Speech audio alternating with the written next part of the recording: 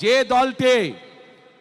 দলটি নির্বাচনের আগে দেশের অর্ধেক জনগোষ্ঠীকে ঘরের মধ্যে বন্দী করতে চায়, যে দলটি নির্বাচনের আগে দেশের অর্ধেক জনগোষ্ঠীকে অসম্মানজনকভাবে কথা বলে, তাহলে আপনাদের কাছে আমার প্রশ্ন আজকে, নির্বাচনে যদি তারা কোনোভাবে সুযোগ পায় নির্বাচন পরবর্তী সময়, তাহলে তাদের আচরণ কি হতে পারে?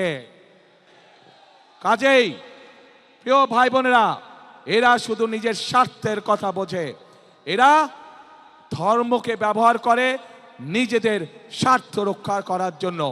যেখানে প্রয়োজন সেখানে তারা তাদের মতন করে ধর্মকে ব্যবহার করে। আমরা গতকাল দেখেছি, যখন এই কথা বলার পরে তীব্র সমালোচনা শুরু হলো নারী সমাজ থেকে, যখন এই কথা বলার পরে তীব্র সমালোচনা শুরু হলো সমাজের প্রত্যেকটি মানুষের কাছ থেকে, তখন তারা বলছে তাদের এই আইডি নাকি হ্যাক হয়ে গিয়েছিল। প্রিয় ভাই বোনেরা, এই বিষয়ে যারা বিশেষজ্ঞ তারা পরিষ্কারভাবে বিভিন্নভাবে বলেছে যে আইডি এইভাবে হ্যাক হতে পারে না।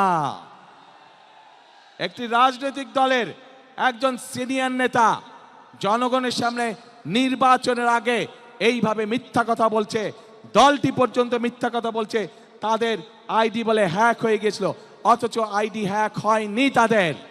কাজেই এরা নির্বাচনের আগে নিজেদের স্বার্থ সিদ্ধির জন্য মানুষের সামনে মিথ্যা কথা তুলে ধরছে, মিথ্যা কথা তারা বলছে।